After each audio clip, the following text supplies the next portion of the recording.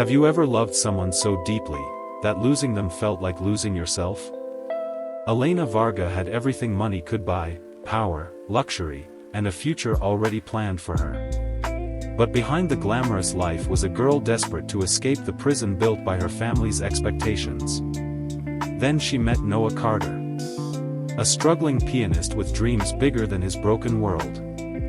They came from opposite lives that were never meant to cross, yet one encounter changed everything.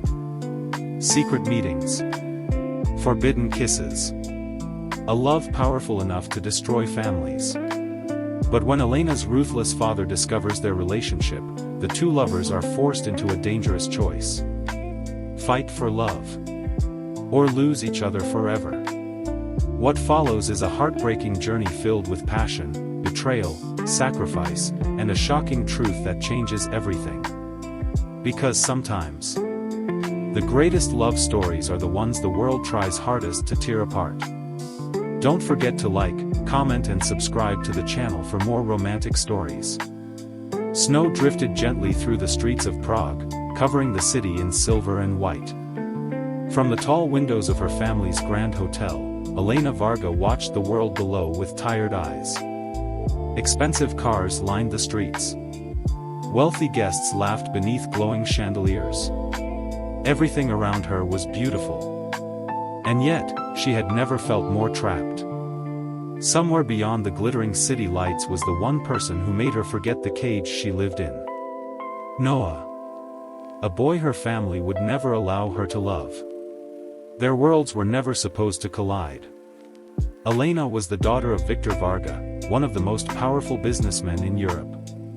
Her future had already been planned: elite universities, political connections, and eventually a marriage that would strengthen her family's empire. Noah Carter came from the opposite side of life. He worked nights at a small jazz club near the river while studying architecture during the day. He rented a tiny apartment, struggled to pay bills, and carried responsibilities far heavier than most people his age. But when they met, none of that mattered. It happened on a freezing December evening. Elena had escaped one of her father's formal parties, desperate for air. She wandered through the old streets until music drifting from an underground jazz club caught her attention. Inside, warm golden lights glowed against brick walls. The scent of coffee and old books filled the room. And there he was. Noah sat at the piano, his fingers dancing across the keys as if the music lived inside him. The entire room seemed to disappear when he played. When the song ended, his eyes found hers in the crowd. And something changed. After that night, they kept finding each other. Late walks across the Charles Bridge. Secret meetings in quiet bookstores. Hours spent talking beneath the stars while the city slept around them. With Noah, Elena wasn't the daughter of a billionaire. She was simply herself. And Noah, who had spent his entire life believing dreams were dangerous things, began imagining a future that included her. But impossible loves never stay hidden forever. One evening, Elena returned home to find her father sitting alone in his office. The fire crackled softly beside him, but his face was colder than winter itself. "You've embarrassed this family," he said without looking up. Fear tightened in her chest. "I don't know what you mean." He slid several photographs across the desk. Pictures of her and Noah together. Laughing outside cafes. Holding hands beside the river.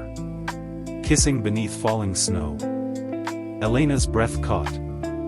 "That boy," her father said sharply, "is beneath you. I love him." The words escaped before she could stop them. Victor slowly stood. "You will never see him again.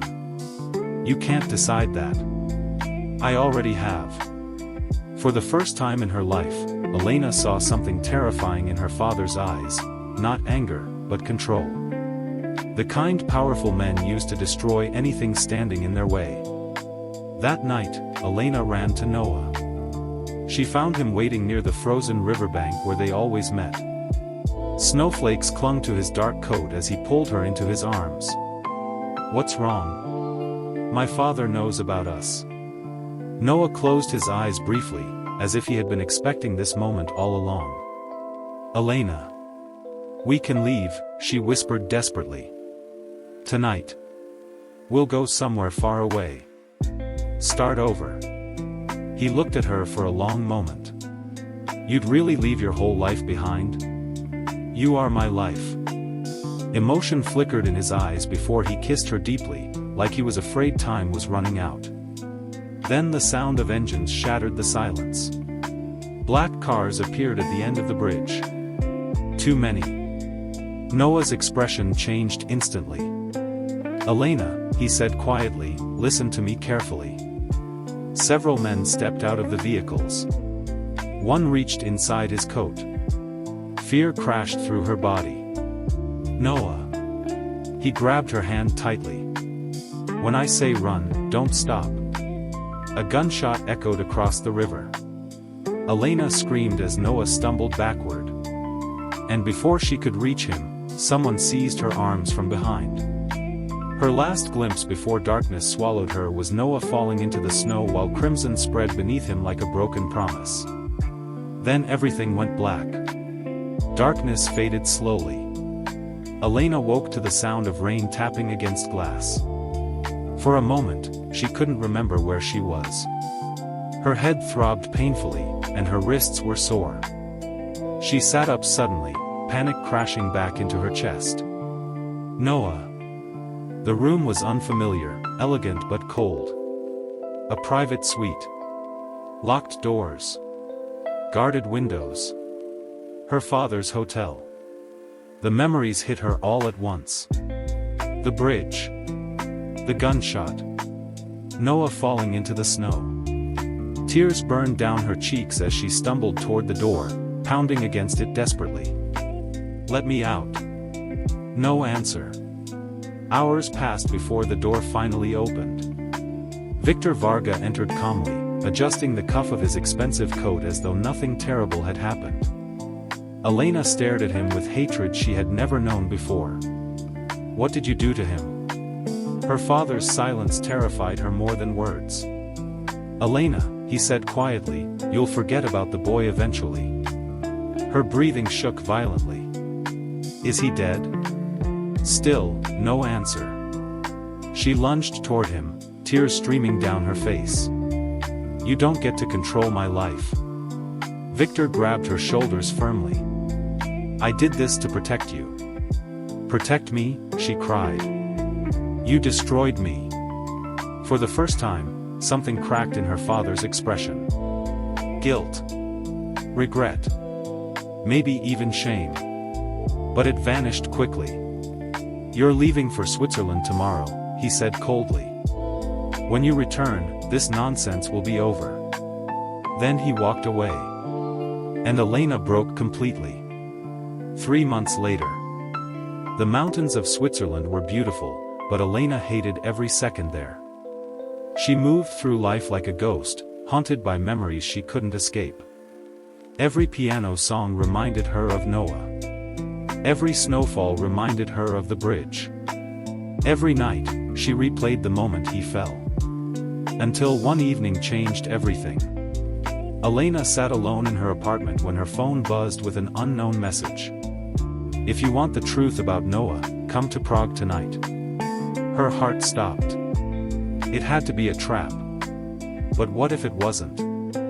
Within hours, she was on the first flight home. Rain poured heavily when she arrived in Prague. Her hands trembled as she followed the messages addressed to the old jazz club where she and Noah first met. The building was nearly empty. Dim lights glowed softly against the walls. And then, a piano began to play.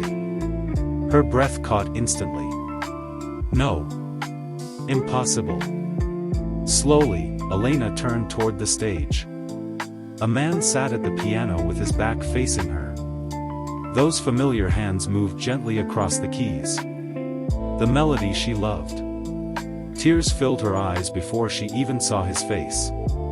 Noah. The music stopped. Slowly, he turned around. Alive. A scar cut across his eyebrow, and exhaustion lingered in his eyes, but it was him. It was really him. Elena ran to him without thinking, collapsing into his arms as sobs escaped her chest. "You're alive," she whispered over and over. Noah held her tightly, like letting go would destroy them both. "I tried to find you," he said softly. "Your father made everyone believe I was dead." Elena pulled back just enough to look at him. "Why?" "Because someone helped me survive that night." Her brows furrowed. "Who?" Before Noah could answer, another voice spoke from the shadows. "I did." Elena froze. Her father stepped forward slowly. Victor looked older somehow. Tired. Broken. "You?" she whispered. Noah nodded quietly. "The bullet didn't kill me. Your father's men took me away before the police arrived." Elena stared at Victor in disbelief. "But, why would you save him after everything?" For a long moment, Victor said nothing. Then finally, "Because I saw the way you looked at him." Silence filled the room. "And I realized," he continued quietly, "your mother once looked at me the same way." Elena's anger faltered. Victor lowered his eyes. "I spent my whole life protecting power, wealth, reputation, and in the process, I became the kind of man who destroys happiness." His voice cracked slightly. "I didn't want you to become me." Elena had never seen her father vulnerable before. Not once. Noah stepped beside her carefully. "So what happens now?" he asked. Victor looked at both of them. For the first time, there was no control in his eyes. Only surrender. "That," he said softly, "is your choice." Rain continued falling outside the jazz club as Elena looked at Noah. The boy from another world. The impossible love she almost lost forever. And this time, she chose him openly. No more hiding. No more fear. No more impossible worlds keeping them apart.